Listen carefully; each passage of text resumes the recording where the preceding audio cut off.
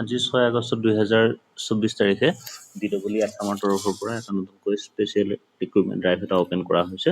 তাৰ কাৰণে মেইন কথাটো হৈছে যে 35,133 পোষ্টৰ কাৰণে আপোনাৰ নতুনকৈ এপ্লিকেশ্যন বিচৰা হৈছে। আৰু এইটো হৈছে একচুৱেলি যিখিনি আপোনাৰ SSC কৰ্মৰত ষ্টেট পুল বা কণ্টেক্সুৱেল যিখিনি টিচাৰ অলৰেডি কৰ্মৰত শিক্ষক তেওঁলোকৰ কাৰণে এই স্পেচিয়েল ৰিক্ৰুটমেণ্ট ড্ৰাইভটো অপেন কৰা হৈছে DWE আছামৰ তৰফৰ পৰা। তো এই পোষ্ট কেইটা কি হয় একচুৱেলি LP পোষ্ট আৰু UPৰ পোষ্ট কেইটা আপোনাৰ ছায়েন্স টিচাৰ হওক বা নৰ্মেল এছিষ্টেণ্ট টিচাৰ হওক, তো সেইসকলৰ বাবে। তো টোটেল পোষ্ট আছে আপোনালোকৰ 35,133। এই যিখিনি আপোনাৰ পোষ্ট এইখিনি আপোনাৰ কি হ'ব যে আপোনাৰ নতুনকৈ এপ্লাই কৰিব লাগিব আপুনি অনলাইন DWEৰ যিটো অফিচিয়েল ৱেবছাইটটো হৈছে এইটো, আপোনালোকে নোট ডাউন কৰি ল'ব পাৰে।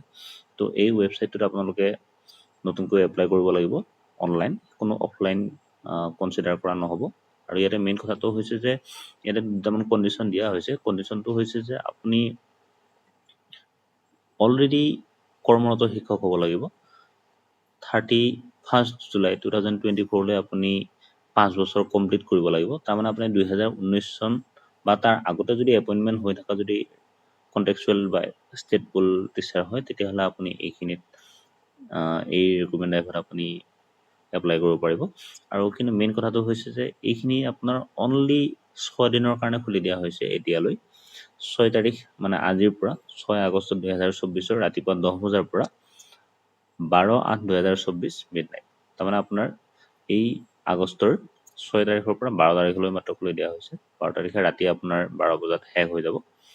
তো মেইন কথাটো হৈছে কি আপোনাৰ পোষ্ট বহুখিনি আছে, গতিকে বহুখিনি শিক্ষকে আপোনাৰ মাত্ৰ 6 দিনত বহু বেছি এপ্লাই কৰিব। তো 35,000 অলমষ্ট আপুনি ধৰি লওক এদিনত 6,000 মান, মানে যদি এদিনত আমি যদি হিচাপ কৰোঁ 6,000 মান শিক্ষকে এপ্লাই কৰিব লাগিব। তো এইটো এটা বহুত হিউজ এমাউণ্ট। চ' ৱেবছাইট কিবা কাৰণত আপোনাৰ শ্ল' ডাউন কৰিব পাৰে। চ' আপুনি যিমান পাৰে সোনকালে কৰিব।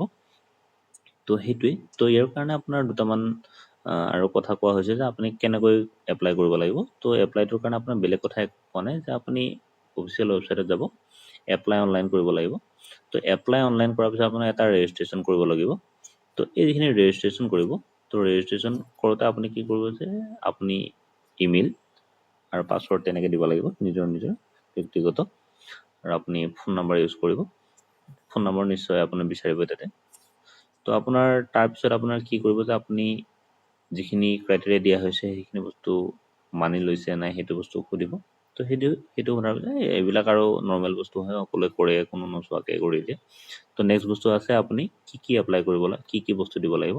বেলেগ কথা একো নাই, আপুনি ফটোগ্ৰাফ আৰু ছিগনেচাৰ দিব আপুনি 50 KB তলত লাগিব। আৰু বাকী যিখিনি ডকুমেণ্ট আছে ডকুমেণ্টবিলাক আপোনাৰ 300-400 KB ভিতৰত থাকিব লাগিব বৰ্তমান ইয়াতে কোৱা মতে।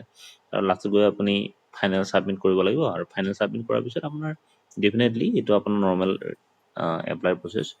আপোনাৰ এখন ছাবমিশ্যন ফৰ্ম এখন আহিব। তো ফৰ্মখনত আপোনাৰ ৰেজিষ্ট্ৰেশ্যন ID থাকিব। সেই বস্তুখিনি লিখি থৈ দিব। আৰু যিখিনি আপোনাৰ ৰেজিষ্ট্ৰেশ্যন ফৰ্ম থাকে, ৰেজিষ্ট্ৰেশ্যন ID থাকে বা আপোনাৰ যিটো এপ্লিকেশ্যন নাম্বাৰ থাকে, সেই বস্তুখিনি আপুনি প্ৰিণ্ট কৰি থৈ দিব, লগতে নাম্বাৰটো নোট ডাউন কৰি থৈ দিব। তো এইখিনি কথা, কোনো আপোনাৰ বিশেষ মানে অতি বেলেগ বুলি কিবা নাই। তো ষ্টিল মই আপোনালোকৰ এই কি ডকুমেণ্ট লাগিব মই আপোনাক এখন এই স্ক্ৰীণত দি দিছোঁ। এই বস্তুটো আপোনালোকে ৰাখি ল'ব পাৰে। তো আজি এইখিনি, বেলেগ একো নাই। আপোনালোকে সোনকালে এপ্লাই কৰিব মাত্ৰ।